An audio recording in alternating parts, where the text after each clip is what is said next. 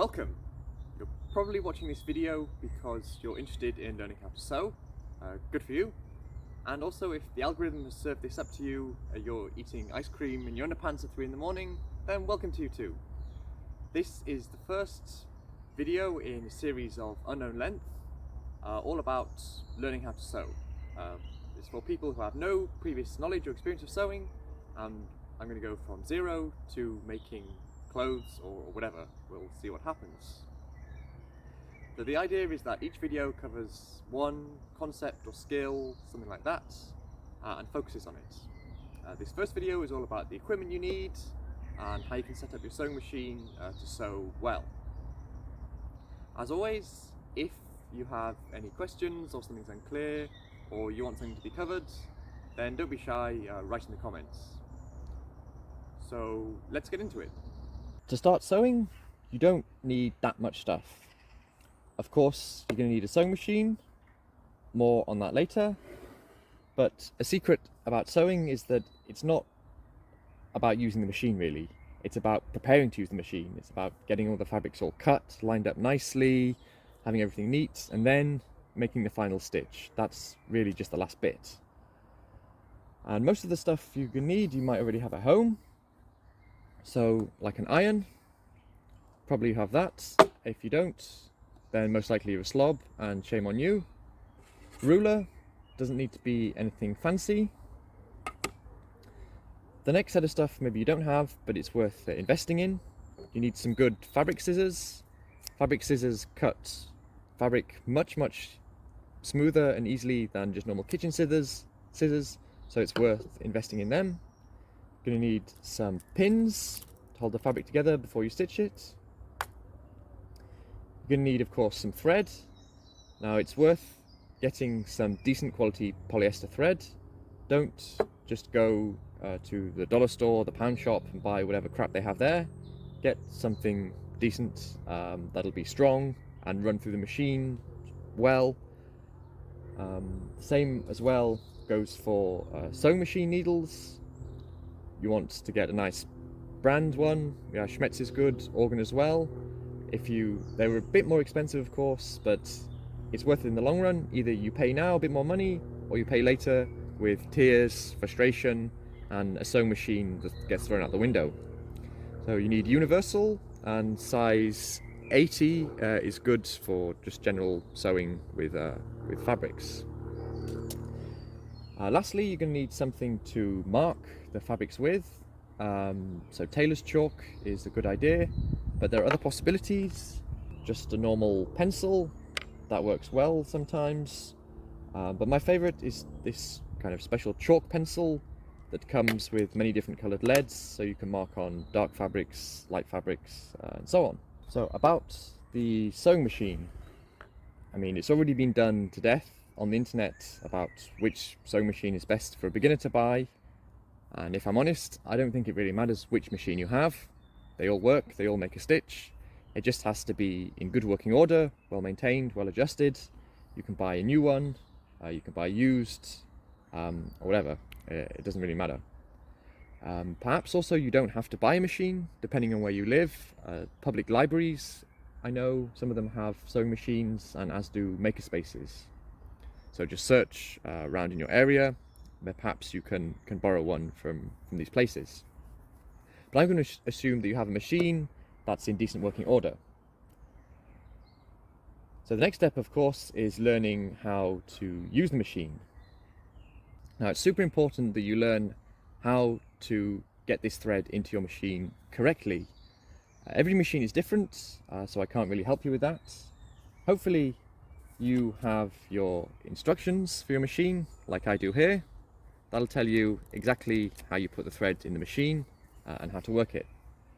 Perhaps you don't have instructions. Yeah, probably the internet will help you there. There may even be a YouTube video.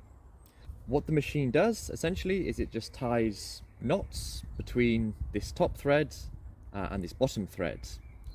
And so whenever you're tying knots, it's really important that you don't tie them either too loose or too tight. Like imagine with your shoes, if you tie them not too loose, then your shoe will fall off and you lose it. Not good. If you tie it too tight, then maybe you lose blood circulation to your foot and things get ugly there. For a nice strong stitch, what you want is the knots between the top thread and the bottom thread to lie deep inside of the fabric. Here is a cross-section of the picture of the fabric and the stitch made by the machine, with the top thread in black and the bottom thread in red. You can see that the interlocking loops of these threads sit nice and deep inside that fabric, and this will give you a secure, long-lasting and strong join between two pieces of fabric. In contrast, when the top thread is too tight, these loops are going to lie on the top side of the fabric, like in this diagram here. And in the opposite case, when the top thread is too loose, then the loops will lie on the bottom of the fabric, like as is shown now. So the idea is that the tension on both of the threads is just right, so that these loops sit nicely inside the fabric, not on top or below of the fabric itself. That's the theory, but how does this look in real life? So here is a picture of the top side of 3 stitches with 2 low tension on the left, 2 high tension on the right, and good tension in the middle. I know it could be better, but there it is. You can see on the right, it's not so clear here, but the high tension stitch looks as though this top thread is just pulling a bit too much and causing the bottom thread to show through with little dots. Now there is not so much difference between the low and the good tension stitches, but the way you can tell them apart is by looking at the bottom side of the fabric, which is shown here. And now it's immediately clear that the low tension stitch, something is wrong with it. We have these loops of black thread. So now the good tension and the high tension look pretty much the same. So really, to diagnose the correct tension, you need to look at both sides of the stitch. And yeah, I encourage you just to play around with this, mess around with your tension, and see what happens. And the way that you adjust this tension is with probably some kind of knob with some markings on it, and you just need to use trial and error essentially to find the correct tension for the needle, the thread, and the material that you're using.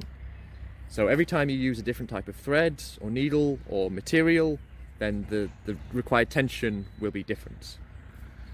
And now it comes down to the actual business of using the machine.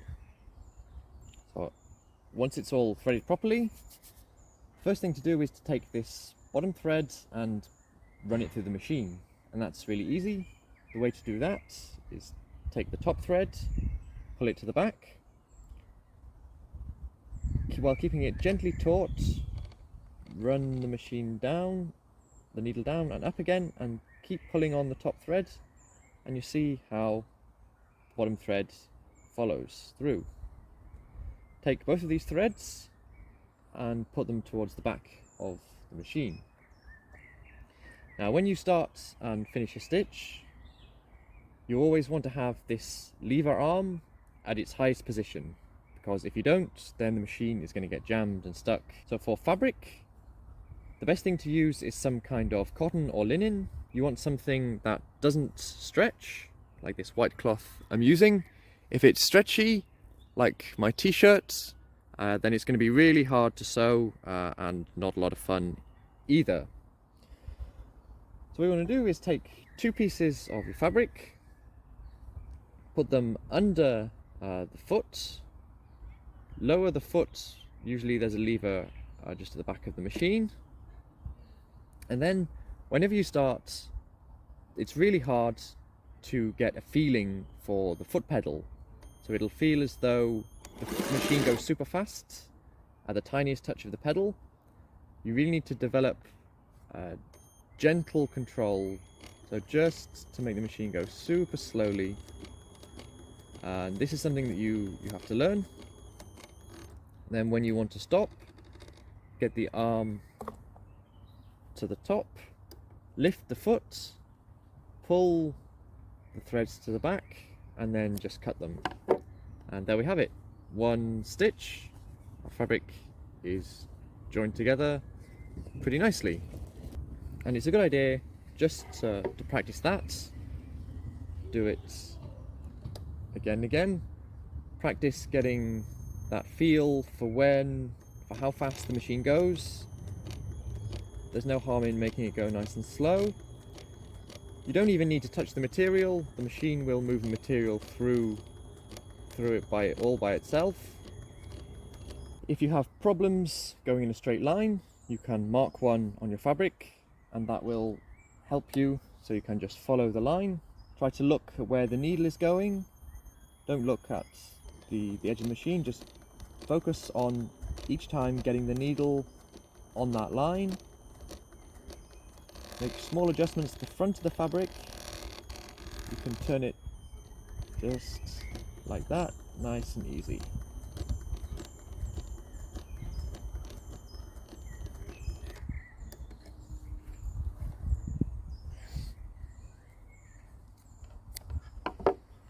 And there we go. That was it. So enjoy practicing with the machine, and I'll see you next time when we'll be making something. Bye.